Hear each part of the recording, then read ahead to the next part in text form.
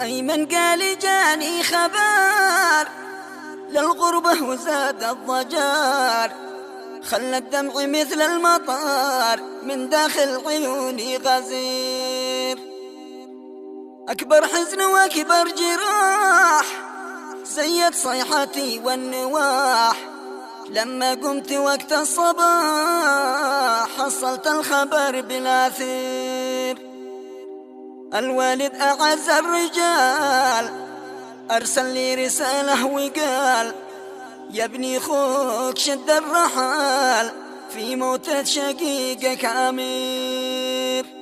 هذه القصيدة المرثية مرسلة من الغربة من المملكة العربية السعودية من كلمات أيمن شايف أحمد يحيى عودة، وهي تعزية ورثة بعد موت أخيه أمير شايف أحمد يحيى عودة، رحمة الله تغشاه وأسكن الله فسح جناته، يعزي فيها نفسه ووالده ووالدته وجميع أسرته.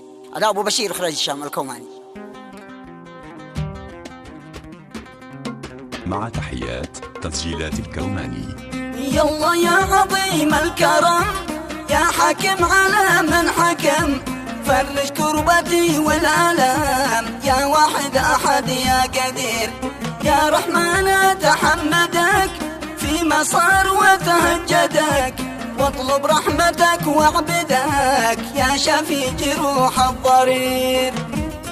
أيمن قال جاني خبر للغربة وزاد الضجر، خلى الدمع مثل المطر من داخل عيوني غزير، من داخل عيوني غزير. أيمن قال جاني خبر للغربة وزاد الضجر، خلى الدمع مثل المطر من داخل عيوني غزير. أكبر حزن وأكبر جراح زي الصيحة والنواح، لما قمت وقت الصباح